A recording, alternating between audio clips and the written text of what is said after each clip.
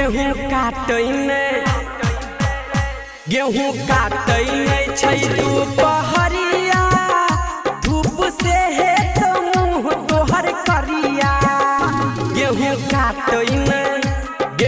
काटै नहीं छै दुपहरिया धूप से मुँह है तो तोहर करिया। धूप से मुँह है तो तोहर करिया। Singing by Anil Sharma. Kanchan Ibrahimpur.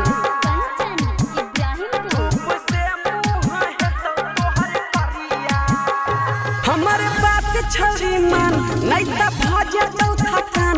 हमर बात छौरी मान नहीं त भजे चौथा कान। हमरा तोरे पर छै गई फिकिरिया धूप में है तो मुँह तोहर करिया। गेहूँ काटै नहीं छै दुपहरिया धूप से है तो मुँह तोहर करिया।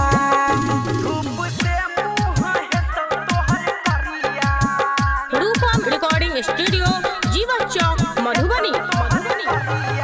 Kanchan Ibrahimpur.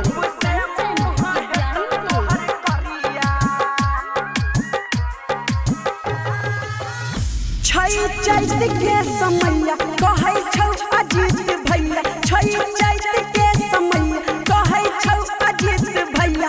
अनिल शर्मा छै तोरे पुजरिया धूप में है तो मुँह तोहर करिया। गेहूँ काटै नहीं छै दुपहरिया